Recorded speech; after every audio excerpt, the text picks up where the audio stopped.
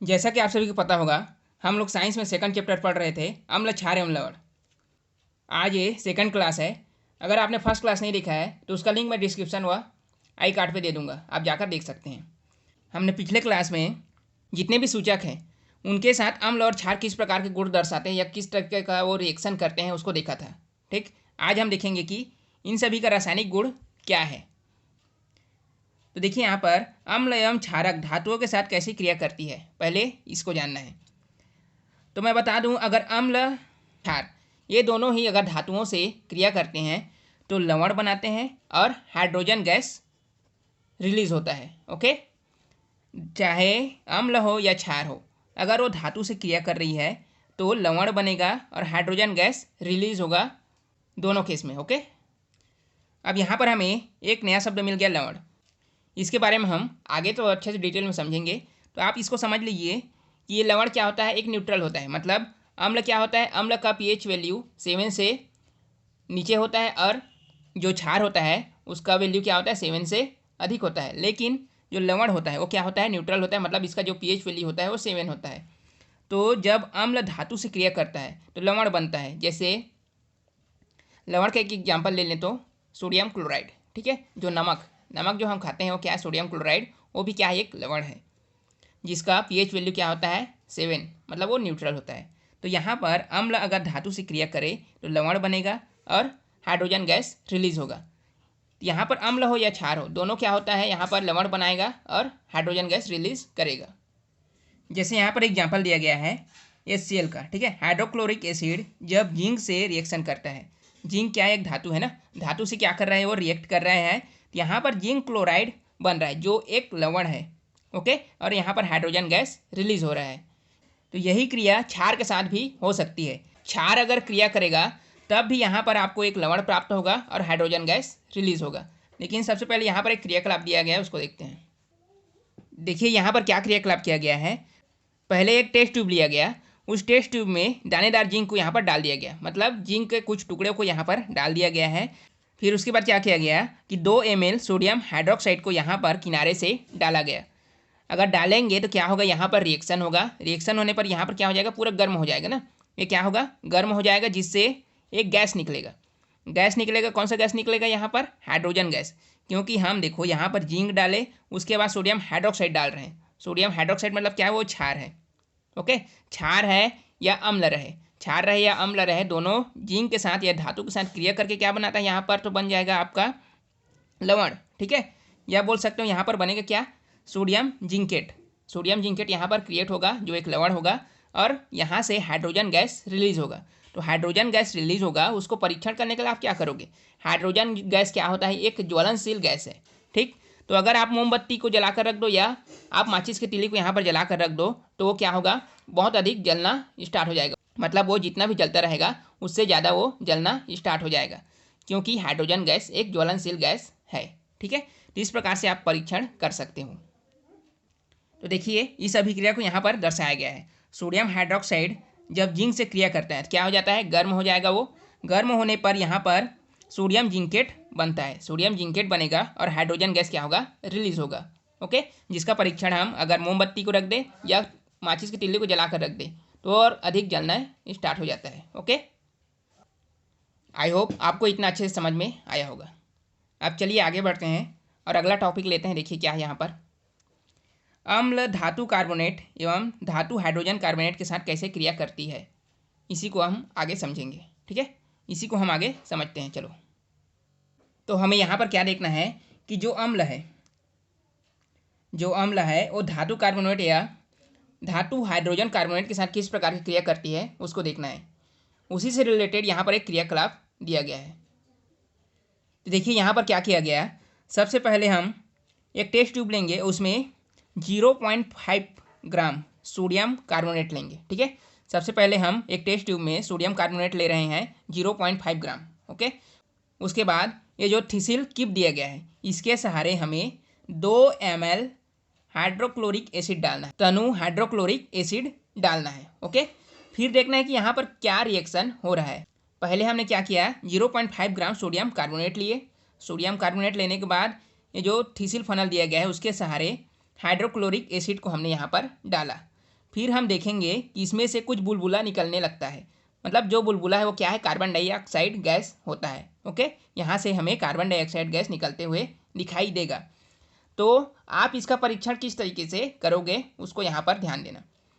जब यहाँ से बुलबुले के रूप में कार्बन डाइऑक्साइड गैस निकले तो यहाँ पर क्या किया गया है, देखो एक निकास नली बनाया गया है। एक निकास नली के द्वारा एक और टेस्ट ट्यूब लिया गया जिसमें कैल्शियम हाइड्रोक्साइड का विलयन यहाँ पर डाल दिया गया था। कैल्शियम हाइड्रोक्साइड का विलयन यहाँ पर डाल दिया गया था। यहाँ से क्या हो रहा है, कार्बन डाइऑक्साइड गैस इसमें जा रहा है। जब कार्बन डाइऑक्साइड कैल्शियम हाइड्रोक्साइड से क्रिया करता है तो हमें एक श्वेत अवक्षेप प्राप्त होता है। Okay, carbon dioxide gas calcium hydroxide से क्रिया करता है तो हमें एक श्वेत अवक्षेप प्राप्त होता है। तो इस आधार पर हम बता सकते हैं कि यहाँ से जो गैस निकल रही है वो कार्बन डाइऑक्साइड गैस ही है। ओके, क्योंकि कैल्शियम हाइड्रोक्साइड से कार्बन डाइऑक्साइड क्रिया करके एक श्वेत अवक्षेप बनाता है। तो यहाँ से जो भी कार्बन डाइऑक्साइड गैस निकलेगा यहाँ पर आ रहा है, और यहाँ पर क्या है, पहले से कैल्शियम हाइड्रोक्साइड है जो इससे रिएक्शन करके एक श्वेत अवक्षेप हमें देगा। ओके, जिससे हम बोलेंगे कि यहाँ से क्या निकल रहा है, कौन सी गैस, कार्बन डाइऑक्साइड गैस यहाँ से निकल रहा है। पहले तो यहाँ पर क्या क्रिया हुई उसको देखते हैं। मतलब कैल्शियम हाइड्रोक्साइड एक्वा फॉर्म में है ना, कैल्शियम हाइड्रोक्साइड, यहाँ पर कौन सी गैस आ रही है, carbon dioxide. Carbon dioxide gas यहाँ पर आ रही है गैस फॉर्म में। यहाँ पर ये रिएक्शन करके क्या प्रोडक्ट देगा, कैल्शियम कार्बोनेट। ठीक है, कैल्शियम कार्बोनेट जो एक सॉलिड होता है जो श्वेत अवक्षेप के रूप में प्राप्त होता है। श्वेत अवक्षेप, हमें श्वेत अवक्षेप के रूप में प्राप्त होगा, और यहाँ से कुछ वाटर का प्रोडक्ट भी बनेगा। ओके, तो यही क्रिया यहाँ पर होती है। लेकिन यहाँ पर किस प्रकार की क्रिया हो रही है, जो भी धातु कार्बोनेट है या धातु हाइड्रोजन कार्बोनेट है, जो भी धातु कार्बोनेट है या धातु हाइड्रोजन कार्बोनेट है, वो अम्ल से क्रिया करके, कौन सा अम्ल डाले यहाँ पर, HCl डाले हैं ना, हाइड्रोक्लोरिक एसिड डाले हैं, तो उससे क्रिया करके लवण बनाएगा। यहाँ पर एक लवण क्रिएट होगा और कार्बन डाइऑक्साइड गैस निकला जिसका परीक्षण हमने अभी किया, और यहाँ पर जल का निर्माण होगा। तो यहाँ पर दिया गया है, देखो जो भी यहाँ पर रासायनिक समीकरण बना है उसको यहाँ पर दिया गया।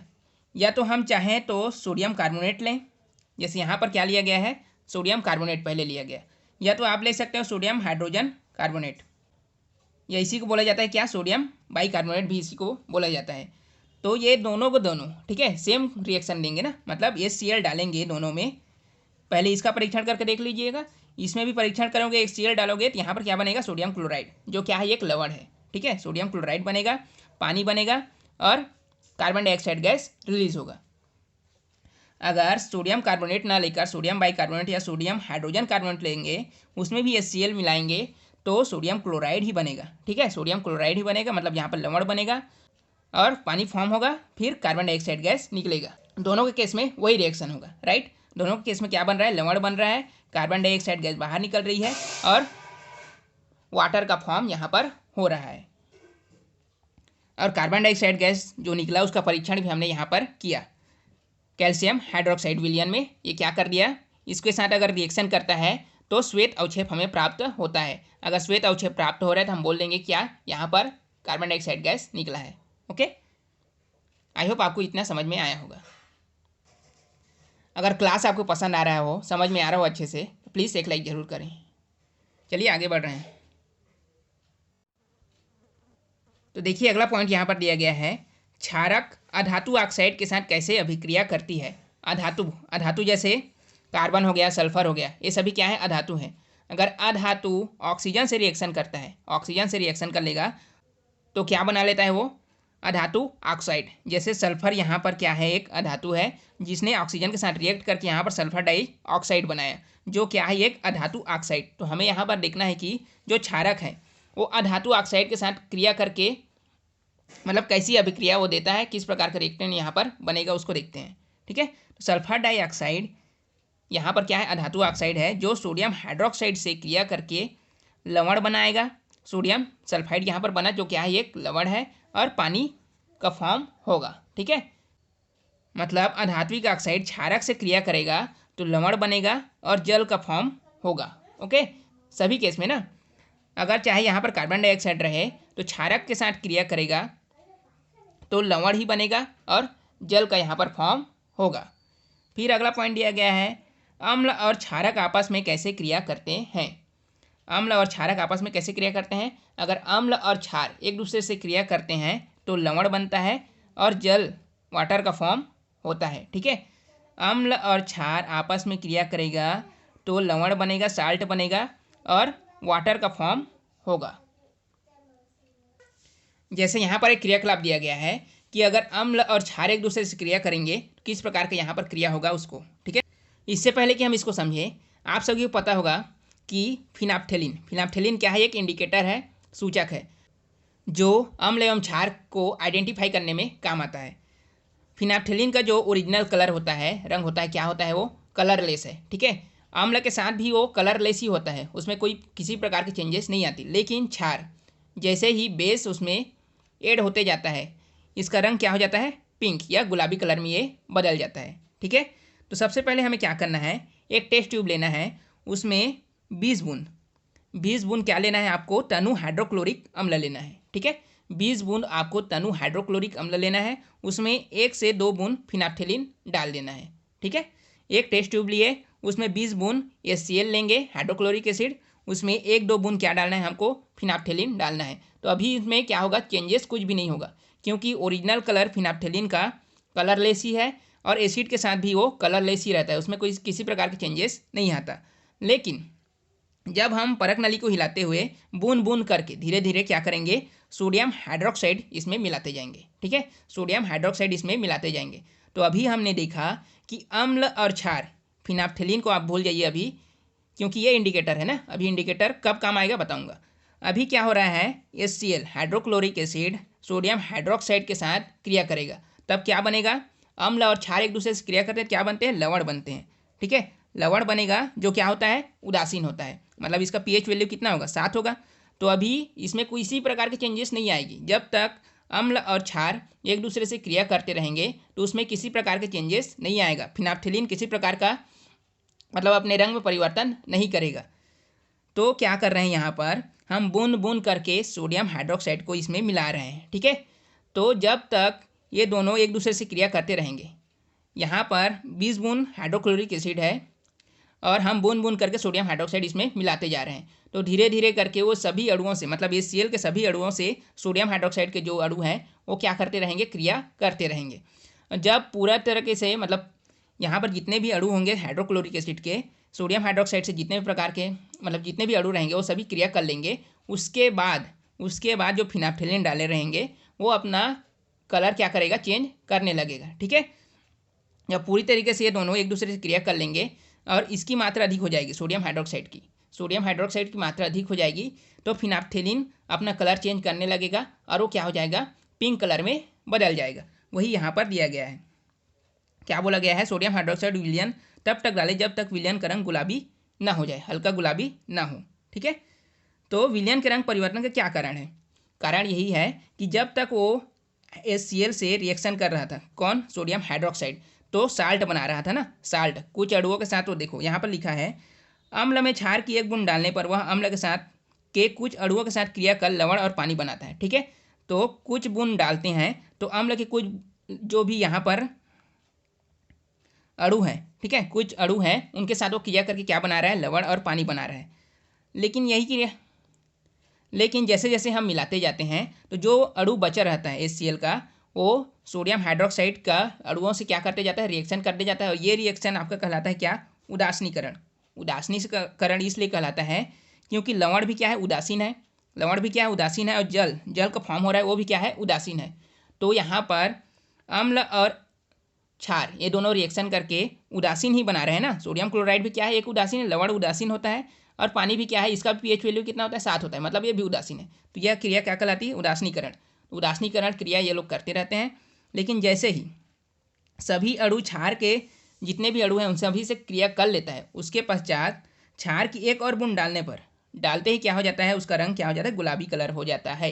ठीक है, गुलाबी कलर में वो चेंज हो जाता है, क्योंकि जितने भी अणु थे HCl का, वो सोडियम हाइड्रोक्साइड के विलयन, मतलब जो भी अणु है उनसे रिएक्शन करते रहता है। और जैसे ही सोडियम हाइड्रोक्साइड की जो अणु है उनकी संख्या अधिक हो जाती है, तो जो रंग है, हमने फिनाप्थेलिन डाला था, फिनाप्थेलिन जो है क्षार के साथ कौन सा कलर देता है, पिंक कलर देता है ना, गुलाबी कलर, इसीलिए वो गुलाबी कलर में चेंज हो जाता है। ठीक है, आई होप आपको इतना समझ में आया होगा।